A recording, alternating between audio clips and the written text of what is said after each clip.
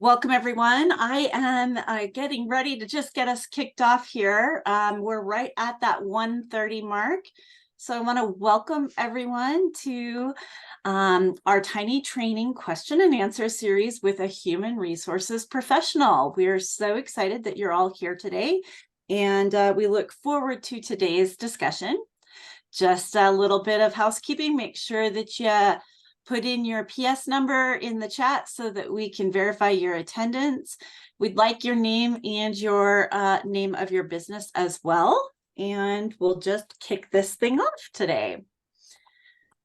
So just a little bit about Montana Child Care Business Connect. We're focused on supporting communities and entrepreneurs with business elements of starting, owning, and operating your child care program. We were founded in 2022. We're Montana's statewide hub for childcare business development and innovation.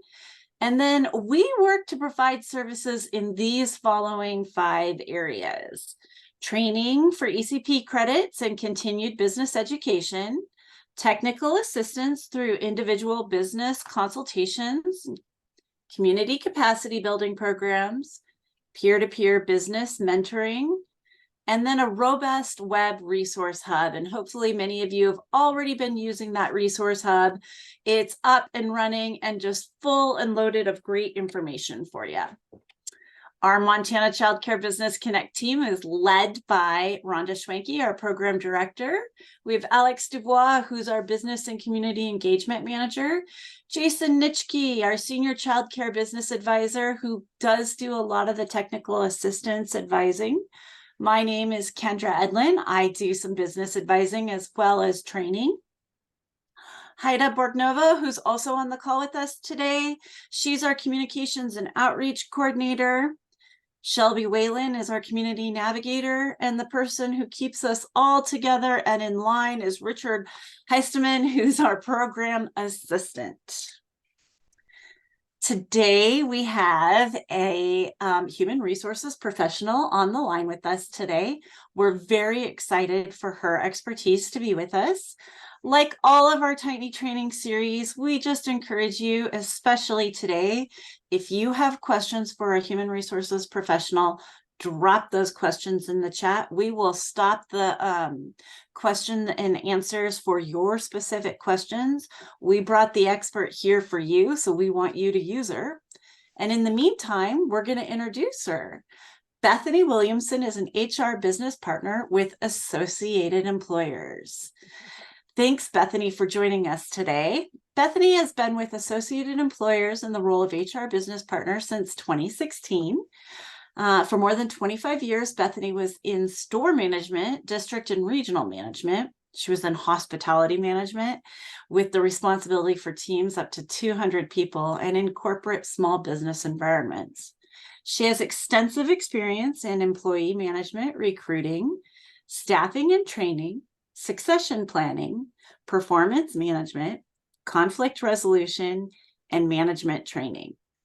Bethany's lived in 23 states and 3 countries, but she chose to make Montana her permanent home in 2014. And we're glad you're here with us today, Bethany. Thank you so much. You bet. Thank you. If you aren't familiar with Associated Employers, we are a not-for-profit human resources consulting firm, and we work mostly with small businesses and not-for-profits. If you can't afford to have a HR service or an HR employee, then that's where we come in to help. We charge, well, right now, if you have less than 30 employees, it's $675 for a year for a subscription to Associated Employers. And with that, Monday through Friday from 8 to 5, you can call and ask as many HR questions as you want to. We also give you 5 free consulting hours, and we can get your handbook in order right when you join up with us. So that is what we do. There are 5 people who work in the HR department, just like me, who have a lot of experience managing and working in HR and working with teams and responsibilities for managing teams and all that good HR stuff. So if you don't get a hold of me, you would get a hold of somebody with similar experience and similar HR experience. So thank you for having me today. hopefully you come up with some good questions and I can give you some good advice. So let's get going. Perfect. Well, we are sure glad you're here with us too, Thanks. Bethany. And I'm going to kick us off per usual, but I do expect and hope that y'all start putting your questions specific for Bethany and your business. Totally okay to ask her anything you want. But hoping that you can just talk to us a little bit this afternoon about, should a child care provider have an employee handbook? And what do you, like, the big brush strokes, do you recommend that handbook include? Every employer should have an employee handbook because it's your basic guidelines for how we're expecting our employees to behave in our workplace. So we completely recommend that you have some sort of handbook. Things you definitely want to have are codes of conduct, how we expect you to behave, some sort of small dress code, maybe not details, but, business professional, or if you have safety requirements, things like that. What are your harassment, non-harassment kind of specifications? Some sort of policies against different things that you're looking for, no weapons, drug and alcohol, things like that. We're looking for workplace safety, with social media. What's your social media policy? Do you offer any benefits? What do those benefits look like? Do you have any sort of vacation policies or PTO policies? Explain those things to employees. How your pay works. Is it weekly? Is it biweekly? Do you offer direct deposit? Those sorts of things. Just those kind of basic things that employees need to understand about how your workplace works. And then, what do we stand for and who we are, and what we'll put up with and what we won't, what our discipline policies are, and where you might cross the line. Those are the basic things that we're looking for in a handbook. And then you can have specifics. If you're in childcare, it might be, if there are different licensing things that you require. If you don't require them to have it when they come on board, but they have to have it within a certain amount of time, what that sort of thing might look like. If there's different ways that we do this or we don't do that when interacting with parents or in the community, you could include those sorts of things in a handbook as well. But we definitely recommend that you have a handbook. Wonderful. Any questions on employee handbooks? Does anyone have a specific question that they'd like to shout out? You can come off mute, raise your hand, type it in the chat.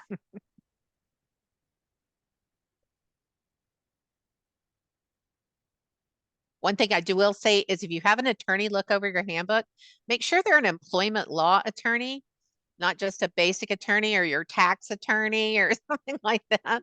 Okay. A basic attorney doesn't necessarily know good employment law. So make sure that they are an employment law attorney. Oh, that's great advice. Thanks. Okay, so here, what specific forms does a child care provider need to fill out here in Montana when hiring a new employee? So we've got the normal things that you think about. You've got, your tax forms that you fill out. You've got your W-4, which turns into your W-2 at the end of the year. So you get your tax money back. Then there's a Montana form for taxes that we do get taxes taken out of our check in Montana. So you've got your Montana tax form. You want to have something, either they sign their resume or they sign an application for you. So you have their address information, that sort of thing. You need to have phone numbers, those sorts of things. So if you don't do an application, you need to have something that gives you that sort of information. If you're doing benefits, then you'll need to have information on beneficiaries and things like that. So you'll need to have something that takes that. Montana does have a new hire form. Montana tracks folks for, and I've just lost the words, for delinquency in child payments, in insurance, and when you what are those payments called? Somebody help me. when you get divorced and you're making alimony, and when you're paying for kids. Yeah. So yeah, if you Child if you are support. child support, that's it. Thank you. if you are delinquent on those, when you get hired at a job in Montana and you fill out that new hire reporting form, Montana tracks folks that way. So there is a way to do that online. And if you just go onto montana.gov, or you can just Google Montana new hire reporting form, that form will pop up for you. It's got a link to it, so you can put that information in online. But that's a really, I love that Montana does that, so we can help track down those deadbeat folks and get those kids the money that they're supposed to be getting. But that is how those things are tracked, and it is a requirement in Montana.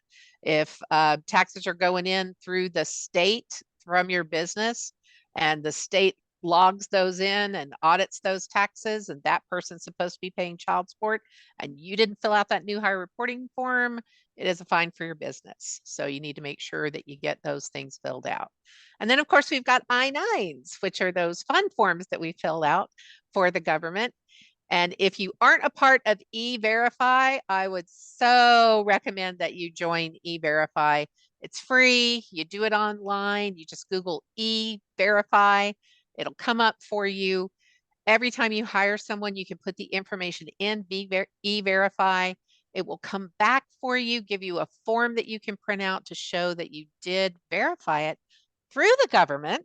So there's no argument whether that person was legal to work for you or not. You still have to go through what you go through, making sure you've checked their ID and things like that. But there's never any question whether that person is eligible to work or not. So if somebody comes to you with green cards or visas, things like that, there's no question whether that person is eligible to work or not when you use E-Verify. If you didn't know, there are 11 different colors of different visas and things that people can give to you. And we all know about green cards. Green cards, there's 4 different green cards and 11 different colors of different cards, and they all mean something different. And some of those people are eligible to work and some of them are not, and it is incredibly confusing. So E-Verify is a wonderful thing to sign up for, free to use, keeps you out of trouble, send you a beautiful form that you just print out and put with the other identification form and file it in your file, and off you go. But we have to have those basic forms for taxes. We have to have that new hire reporting form. You as an employer need some sort of form that you have filled out. If you don't do an application, you need their resume with their address, phone number, some way to get a hold of them or send things to them if you need to. And for the emergency contact, employees don't have to give you an emergency contact. I had somebody tell me one time that legally they're bound to do that. Well, they're not. But if something happens to them, we want to have somebody that we can call and say, we're taking your person to the hospital. There's this thing that's happened. So if they can just give us a phone number of a person and their name, they don't have to tell us the relationship. They don't have to give us an email or an address, just someone to contact in case there's an emergency. So don't get all hung up on them, giving a whole bunch of information to you. Just who can we contact in case of an emergency? But those are the big hiring forms that you need. If you offer benefits, things like that, going to be other paperwork to do, and that's fine. But those are the major ones that you need to do. Great. Does anyone have any specific questions on forms and all of those great tax documents? And if you don't want to keep paper, you can scan all of these things. You just have to have secure files to do that. If you want to keep them online, you can use, hard drives and things like that, as long as they're locked up and secure. You can also use HRIS, which are human resource information systems. So you don't have to keep paper files of things. That's perfectly fine. But once you scan something, then you shred something. So we don't keep both. Cool. All right. Okay, so let's discuss probationary periods in Montana. And then how is a right to work state different than an at-will state? Probationary period is my favorite thing. So what happens is someone will call us and they will say, I want to get rid of this employee right now. They're driving me insane. I just can't take it anymore. We'll say, how long have they worked for you? And they'll say, 5 years. Well, how long have they behaved this way? Since the day they came on board. It's like you have a probationary period just for this thing. So it used to be a 6-month probationary period through the legislature. A year and a half ago, they changed it to 12. So you have a 12-month probationary period. People are going to tell you who they are long before a 12-month probationary period goes by. So you're going to know whether somebody's going to work out for you before 12 months ends. But they are. If in the first 3 months or so people are calling in sick, they're showing up late, they're proving themselves to be unreliable, they're telling you who they are. Believe them. Use the probationary period and say, so sorry this isn't working out. Under the terms of the probationary period, we're going to go ahead and terminate your employment and move on, because chances are that won't get better because they're already telling you who they are. So use your probationary period and don't wait a year. Don't put up with somebody being unreliable for a year. Don't hope they'll get better. Use that probationary period appropriately. We've got that year. Use that thing. If in 8 months' time we just have tried everything we can try, and we really like this person personally, but man, they just can't get the job done. But by golly, we've done everything we can do. We can still cut our losses there and say, we're going to use the terms of our probationary period and end your employment. During probation is the only time we're at will in Montana. That's the only time. And we can terminate somebody for any reason that's not illegal. So that means if they get hurt at work, still can't terminate them because that would be illegal. If they get pregnant, we can't terminate them. That would be illegal. So any discriminatory reason or any reason that would otherwise be illegal, we can't use probation as an excuse for that. So we still have to navigate those things. But we don't have to have our normal due process grounds that we have to have for a regular employee in Montana. So we've got that piece there. We can use that probationary period. It can be extended up to 18 months. But what the legislature is looking for is that to use that only in cases where somebody has an illness, they're out for a period of time, something like that. Not just to say, well, we think if we give you 6 more months, maybe you'll make it. That they're not looking for you to do that. They're looking for you to say, you've been out, 3 months because you were ill. So we're going to extend your probationary period a little longer because you weren't here for those 3 months. So I see a hand raised there. Let's see here. Hi, Samantha. Perfect. I'm actually Kari, but Oh, hi, Kari. hi. I have a question on that. It's been a struggle for us to find a good employee. Uh-huh. It's been, we are fine right now, but it takes possibly longer than a year to find a replacement on whoever, Yeah. Obviously, we have to have certain amount of teacher within the ratio of, regulation of the state. Sure. So if we have to have somebody who might not be a good fit, but it's a necessary for us to keep the person, that unfortunately happens. And, it could happen to have that person longer than 1 year. And then luckily somebody shows up and, oh, we like this person, to work here. Mhm. So what could we do to say, what I mean? Basically just would fire the person or let the person go, but it's over 12 months. Once they upon pass hire. that 12-month point, then they're considered a regular employee in the state, and you have to have due process in order to terminate them. So we have to build the case for termination. So during their probationary period, if they're not working out, we still want to put things on paper. We still want to say, you know, we want to document when we talk to them about the things that are wrong. We want to talk to them about, you know, the work they're not getting right or the things that are happening. We want to start building a case. We don't have to do written warnings or things like that. But after that year passes, what an attorney wants to do is open up an employee file and for that employee file to tell the story of why that employee got fired. So if they open up an employee file and there's one written warning, and then then 3 weeks later, we terminated a person, that's not enough unless there's something egregious happened.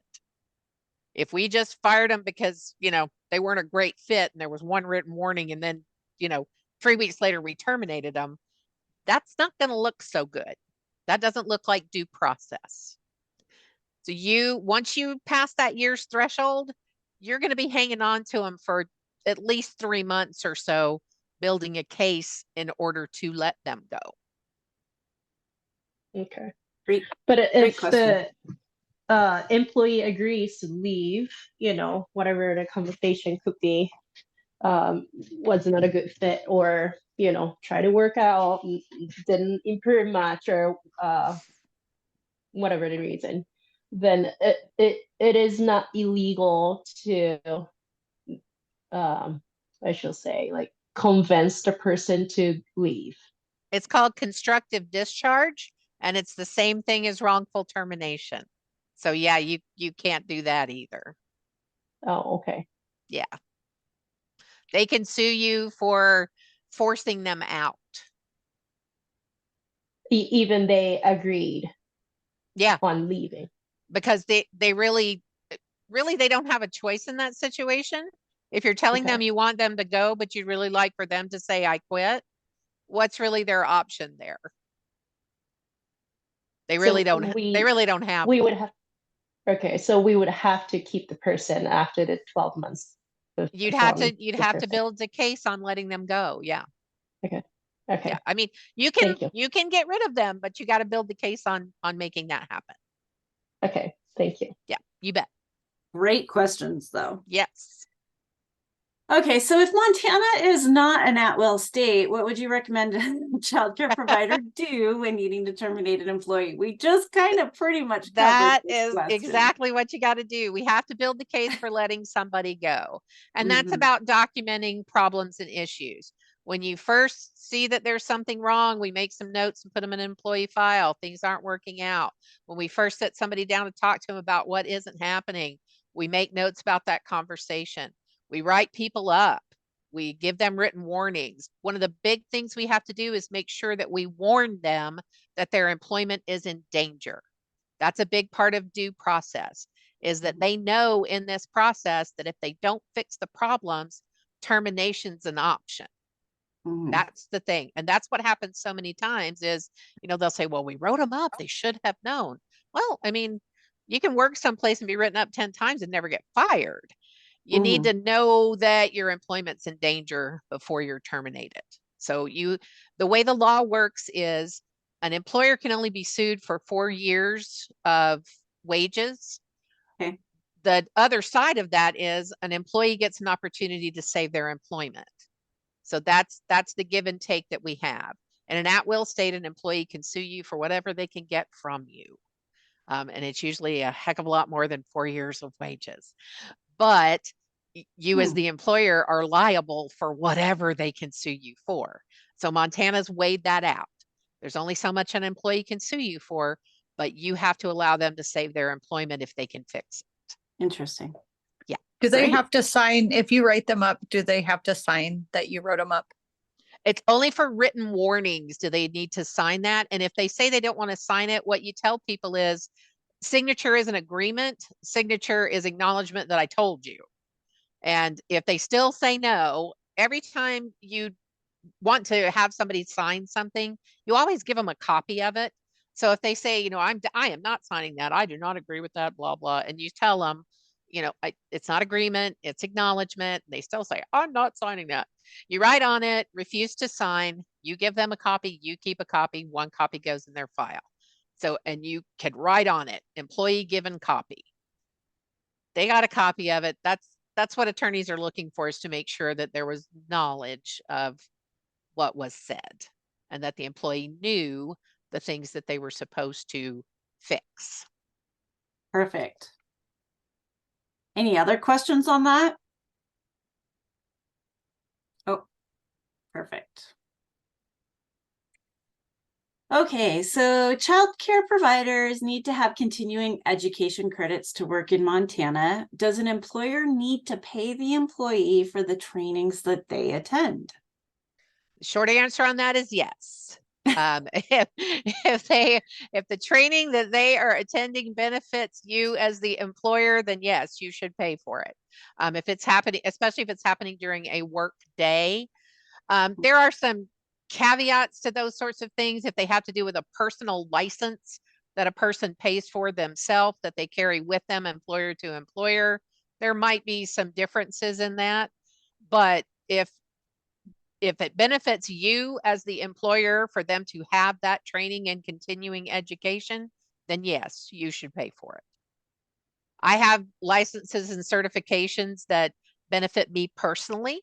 My counseling certification benefits me personally. It benefits my employer, but I take that with me wherever I go. Now, my HR licensing and certifications, my employer pays for because those specifically benefit my employer. So there's some Perfect. differences in how that works. But if it benefits you as the employer for them to have those trainings and continuing education, then you pay. So for our childcare providers on the line, it's safe to say that when you're doing something for ECE credits, that you should be paying your employees who are doing that. Yeah. And you can have training rates of pay. Just so you know, you don't have to pay people the normal rate of pay that you have. You can have a training rate of pay, time for them to go somewhere, so they have to travel somewhere to do something. As long as it's at minimum wage or above, you can have a lower rate of pay for them to go and do those trainings. So you have some options there on how you can pay those, but you should pay for the training itself. That's excellent to know. Yeah. Okay, so this last question we will let you answer really quickly. Yes, you can, but you have to have a drug and alcohol testing policy that is approved by the state of Montana that follows the Montana code. Those are 7 to 15 pages long. They need to be written by a professional. They need to be gone over by an attorney. You cannot write them yourself. And if you do that, then you're going to have people that go through reasonable suspicion classes to be able to call people out for that kind of testing. It's not cheap, but yes, you can do it. You've got to have a state approved policy in order to do so. Wonderful. I appreciate your time today, Bethany. It was great to have you on our call today. Thank We you. just want to encourage everyone on our call to, if you have not signed up for our newsletter yet, please click that QR code there, be getting our newsletter. We give you all kinds of great information of what's going on in the industry across the state and in your area. And then, as always, we want to have you please click this QR code. Let us know how we're doing on these tiny training series. It is a requirement for those of you who are trying to get credits, so make sure you're clicking the QR code, filling out this poll on how this benefits you.